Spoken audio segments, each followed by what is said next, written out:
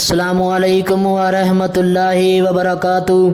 ناظرین، آپ دیکھ رہے ہیں زین مدنی اسلامک چینل اور میں ہوں آپ کا میزبان محمد زین مدنی۔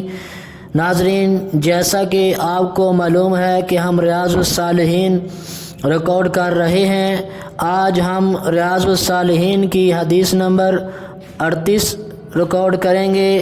آپ سے التماس ہے کہ ہمارے چینل کو سبسکرائب کریں، لائک کریں، شیئر کریں اور بیل آئیکن پہ کلک کریں تاکہ ہر آنے والی نئی ویڈیو آپ تک پہنچ سکے۔ نحمدہ ونصلی علی رسولہ الکریم، اما بعد فاعوذ باللہ من الشیطان الرجیم، بسم اللہ الرحمن الرحیم۔ ریاض الصالحین جلد اول اور باب نمبر 3، باب الصبری، صبر کا بیان، اور حدیث نمبر 38۔ حضرت ابن مسعود رضی اللہ عنہ بیان کرتے ہیں کہ میں نبی علیہ السلام کی خدمت میں حاضر ہوا جبکہ آپ کو بخار تھا۔ میں نے کہا کہ اے اللہ کے رسول، بلا شبہ آپ کو شدید بخار ہوتا ہے۔ آپ علیہ السلام نے فرمایا، ہاں، مجھے اتنا بخار ہوتا ہے جتنا تمہارے 2 آدمیوں کو۔ میں نے کہا، آپ کے لیے اجر بھی 2 گنا ہے۔ آپ علیہ السلام نے فرمایا، ہاں، یہ ایسا ہی ہے۔ جو بھی مسلمان اسے کوئی تکلیف پہنچے، کانٹا لگے یا اس سے بڑی تکلیف آئے تو اللہ تعالیٰ اس کی وجہ سے اس کی برائیاں دور فرما دیتا ہے اور اس کے گناہ اس سے اس طرح گرتے ہیں جس طرح پتجھڑ کے موسم میں درخت سے اس کے پتے گرتے ہیں۔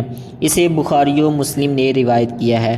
حافظ صلاح الدین یوسف صاحب نے اس حدیث کے فوائد و مسائل اخذ کرتے ہوئے پہلا مسئلہ یہ تحریر کیا ہے کہ انبیاء کو زیادہ تکلیفیں آتی ہیں، پھر ان کے بعد جو شخص زیادہ متقی اور پرہیزگار ہو اسی قدر زیادہ آزمائشوں سے گزرے گا جن سے ان کے اجر و ثواب میں بھی اضافہ ہوتا ہے۔